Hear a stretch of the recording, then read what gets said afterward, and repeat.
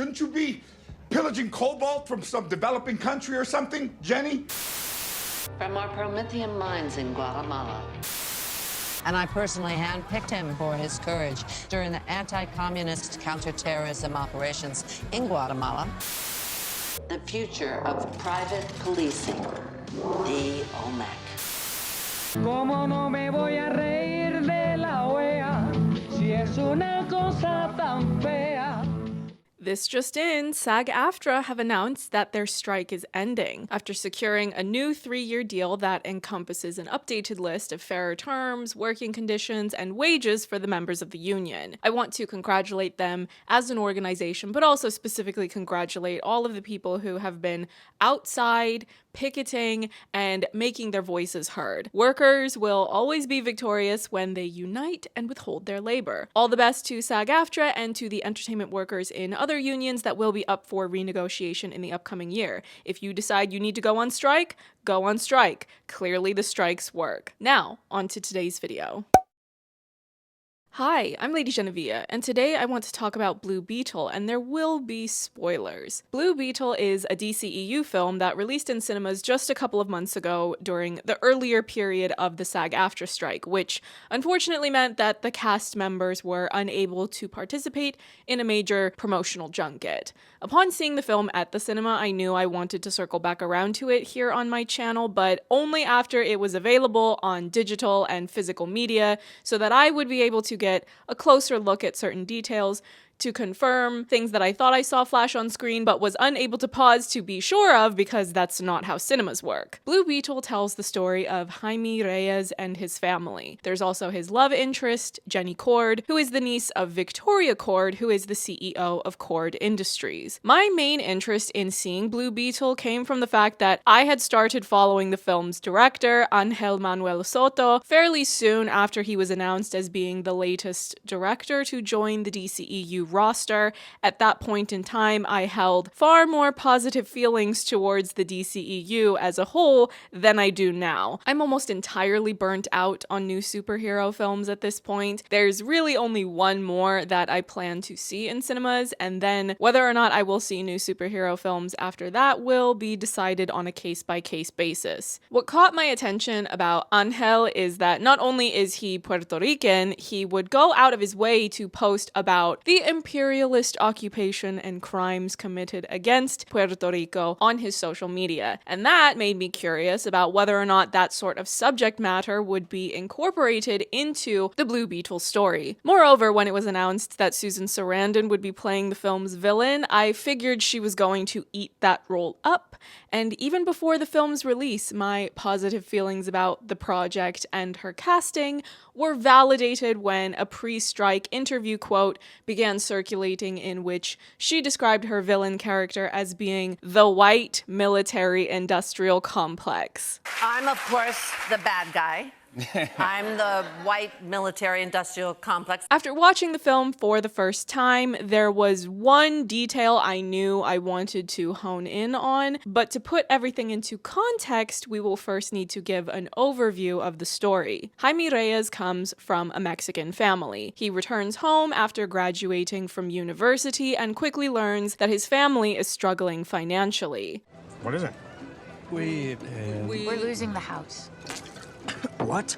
Jaime's sister gets him a job with her working at Victoria Cord's mansion. Victoria Cord is Susan Sarandon's character, and she has been on the hunt for an alien artifact known as the Scarab, and she wants to obtain this in order to help with her weapons project of building cyborg super soldiers. It's basically a private policing force as part of the aforementioned military-industrial complex. From our Promethean mines in Guatemala, the future of private policing, the OMAC.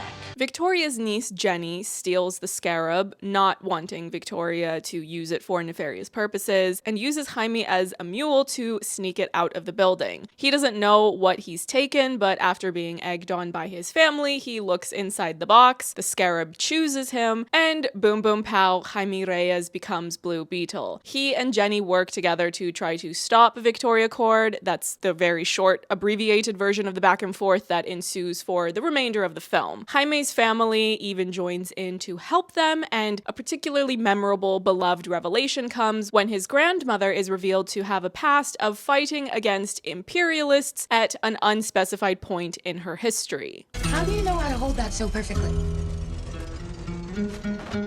Hay muchas cosas que tú no sabes de tu nana.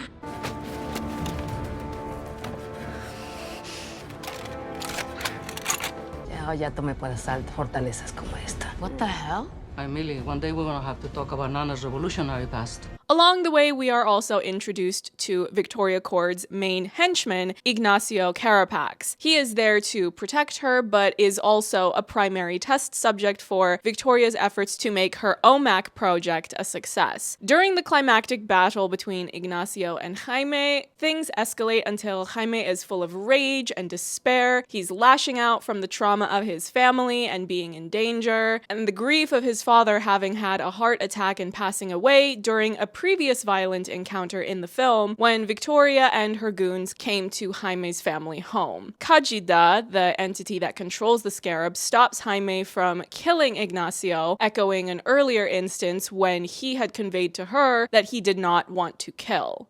Let's see what you got. Eliminating threats. No, Kaji, no killing. Yeah, that's more like it. Kajida takes it a step further by showing Jaime Ignacio's memories, and this is where we reach the tipping point that made me decide on my first watch that I wanted to talk about Blue Beetle here on my channel.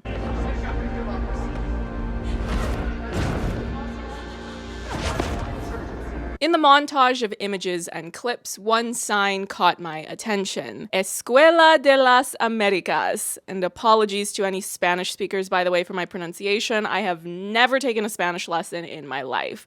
But yes, Escuela de las Americas, despite my lack of fluency in the Spanish language, that name looked awfully familiar. And I thought to myself, is Ángel Manuel Soto calling out WinSec? What I didn't remember during my first watch of the film is that, although yes, I was right about the fact that Blue Beetle had referenced the infamous School of the Americas, they had also mentioned that backstory detail earlier on in the movie. Victoria Kord, when introducing Ignacio, both within the context of the scene and to us, the audience, she name drops the School of the Americas.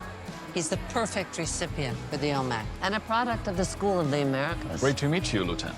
For those of you who are unfamiliar, the School of the Americas is a school founded by the U.S. Army, funded by the U.S. State Department, with a number of their notable alumni having perpetrated egregious crimes against humanity. Located at Fort Benning in Columbus, Georgia, the School of the Americas is a U.S. Army center that has trained more than 60,000 soldiers and police, mostly from Latin America, in counterinsurgency and combat-related skills since it was founded in 1946. So widely documented is the participation of the school's graduates in torture, murder, and political repression throughout Latin America that in 2001 the school officially changed its name to the Western Hemisphere Institute for Security Cooperation, the abbreviation of that being WinSec. This book, The School of the Americas, was written by Dr. Gill, who is currently a professor at Vanderbilt University. Dr. Gill's research in Latin America focuses on political violence, human rights, global economic restructuring, the state, and transformations in class, gender, and ethnic relations. She has conducted research in Bolivia, Colombia, and the United States. She is interested in how free market reforms and political violence have generated new and aggravated old forms of inequality and reshaped the nature of collective action. While researching this topic for this video, I also came across School of the Americas Watch, a grassroots organization that aims to get WinSec shut down and better inform people of the US policies that have historically and continually harmed people across the Americas. All the links and sources I mention or used when working on this project will be in the pinned comment of this video, by the way. Knowledge knowledge is power and sharing is caring. Many notorious dictators, police, contras, and so on and so forth in Latin America are people who have attended the School of the Americas. A prime example of that, Chilean dictator Augusto Pinochet, whom the US fully backed and supported. You can go through his roster of DINA police and you will find plenty of alumni of this school. The strategic name change of the School of the Americas, which was just a PR move to try to get away from their crimes, is highly reminiscent of the way the United Fruit Company rebranded to Chiquita after spending several decades committing violent crimes, massacres even, of Latin Americans, all for the sake of Americans colonizing the continent to pillage it for its natural resources, and in that case,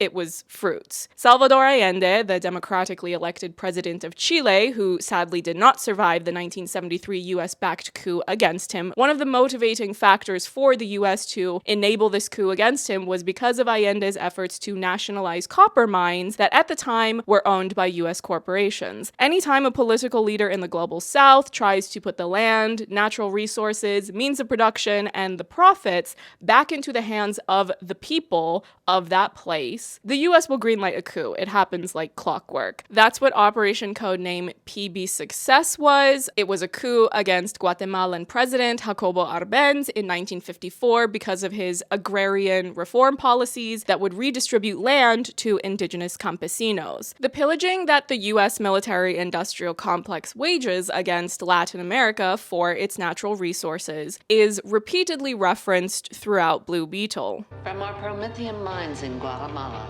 Shouldn't you be pillaging cobalt from some developing country or something, Jenny? During the aforementioned introduction of Ignacio, Victoria Cord specifically claims that he was part of a counter-terrorism unit, which to me sounds an awful lot like a reference to the Contras, and by extension, on a larger scale, it's a reference to Operation Condor. Operation Condor is difficult to summarize because of how much happened as part of it. For as lengthy and detailed as this section of this video might feel to you, I'm not actually setting out to give you a detailed historical recap on much of anything. All of what I'm sharing is little more than an abbreviated glimpse at the long pattern of imperialist violence by Western colonial states against Latin America. But an article published in The Guardian describes the operation as one of the 20th century's most sinister international state terror networks. It was called Operation Condor, after the broad-winged vulture that soars above the Andes, and it joined 8 South American military dictatorships: Argentina,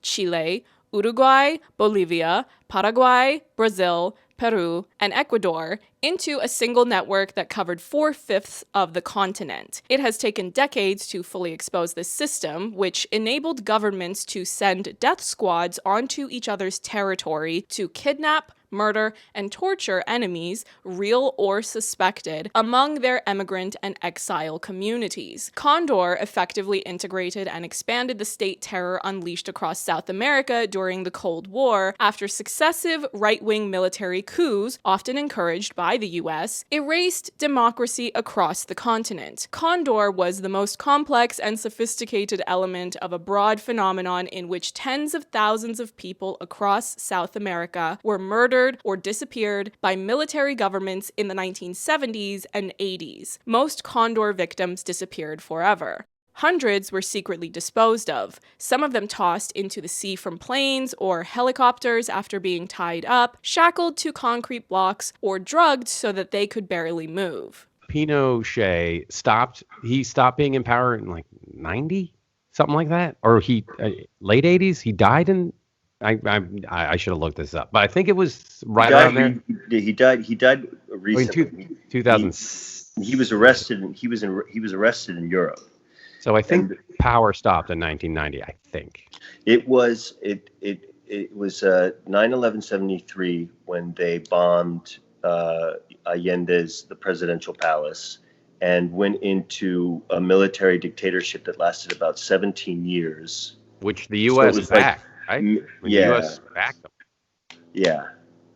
And do you really want to get into all that? No, I mean, when you think about Chile's history, it's like they still, Like the numbers are like, oh, 9,000 people were killed. And they're like, no, it's probably around 30,000. And then another figure came out. They were like, it's 45,000. And these are all people that disappeared and were being flown over the ocean and pushed out of planes. It was insane, the government. The Guardian article also goes on to state, although many of the men who carried out Operation Condor were alumni of the U.S. Army's School of the Americas, a training camp in Panama for military from allied regimes across the continent, this was not a U.S.-led operation. Recent revelations, however, show just how much Western intelligence services knew about Condor. Now, I don't love the wording of that last sentence I just read, since it feels like the author is trying to absolve the US of responsibility from this operation. But historian J. Patrice McSherry said in her book, Predatory States, Operation Condor and Covert War in Latin America, that the plans and tactics for Operation Condor started to form in the 1960s by international security officials at the School of the Americas and the Conference of American Armies. McSherry used declassified CIA documents to write her book. A classified U.S. Army Special Forces manual of December 1960, Counterinsurgency Operations, was one of the earliest to mention explicitly in this section, terror operations, the use of counterinsurgent terror as a legitimate tactic. Other secret U.S. Army Special Operations handbooks and articles from the 1960s endorsed counterterror, including assassination and abduction in certain situations. Before the entire climactic confrontation in Blue Beetle happens on this remote island,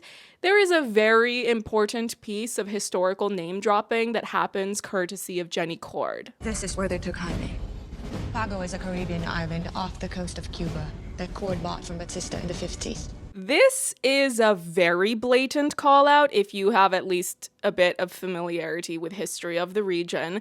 The name Batista and the specific time period of the 1950s is a reference to the former dictator of Cuba, Fulgencio Batista, and Batista was backed by the US government. During his rule, Batista had close political ties to Washington and its multinational corporations. Batista was also a good friend to organized crime. Before Batista was overthrown in 1959, he had taken control over the media by way of censorship. Batista created an anti-communist secret police to silence the public with violence, torture, and public executions. It is estimated that there were between 10,000 to 20,000 people murdered under the Batista regime, with financial and military support from Washington. This is one of the most bold call-outs that I personally picked up on in the Blue Beetle dialogue, but it's presented in a very clever way, because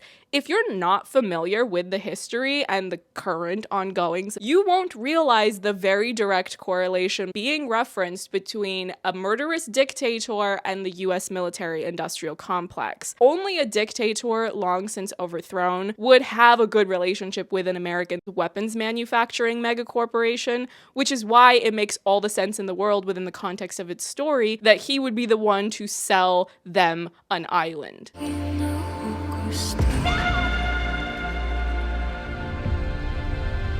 The revelation of Blue Beetle is not merely the emotional gut punch of Ignacio's backstory, but the incredible amount of empathy displayed by the architects of this story. Ignacio is very clearly framed as a purveyor of violence, and when you place his backstory within the larger historical context of Operation Condor, it can be presumed that his history of violence is far more horrific than anything we see on screen in an otherwise largely fun and heartwarming superhero blockbuster. Yet there is still an acknowledgement that he is ultimately a cog in a systemic machine of violence. The story explicitly conveys during this revelation how, within the military-industrial complex, soldiers are merely weapons that are just as disposable to architects of Western colonial violence as the machinery that weapons companies manufacture in factories. What if he doesn't survive the procedure?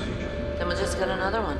It could kill him. Sacrifices must be made for the greater good. Blue Beetle or any major IP blockbuster would never be able to get away with calling out the names of actual weapons companies that are still up and running today. The powers that be would never allow it. I firmly believe that. But by using a fictional weapons company, Cord Industries, the storytellers are able to give a voice to both the martyrs and survivors of Western colonialism and interventionism all across Latin America and the Caribbean. They give Ignacio back his humanity as a final gift so that he can die as a martyr and as someone who ultimately rejects the brutal imperialist conditioning of Escuela de las Americas.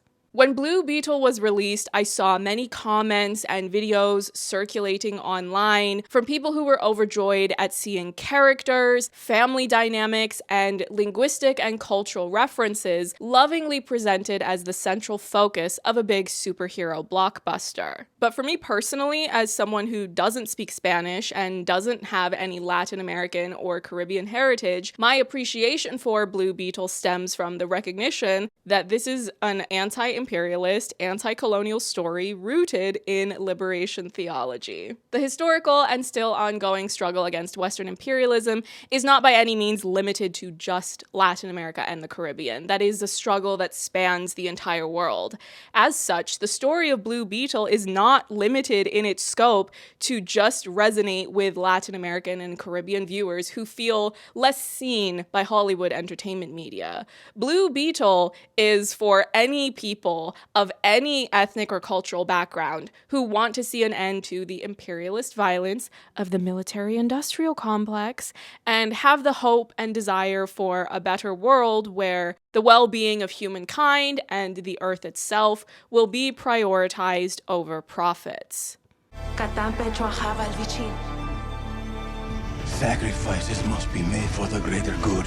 Thank you everyone for watching this video in which I shared some of my thoughts on Blue Beetle. If you are unfamiliar with the subject matter I touched on, I will have my sources linked in the pinned comment along with some of the news outlets I personally follow to try to keep up with Latin American and Caribbean ongoings despite not knowing Spanish or Portuguese. You don't have to have heritage from the region to care about what's going on over there. I also will have donation links in my description box for Global Health Partners, which is a nonprofit organization that gets medical supplies and procedures to various Latin American countries and communities that are in need of them. The late, great Muhammad Ali worked with them at one point when he was alive. I've had that nonprofit linked in my description box for at least a year now, I think, but I've also recently decided to add a donation link for the Middle Eastern Children Alliance. Subscribe for more videos from me about entertainment media, and not every video I make on here is about me unpacking decades of historical and colonial violence and trauma. Sometimes I just want to have fun and talk about rom-coms, and that's exactly what I did in my previous upload.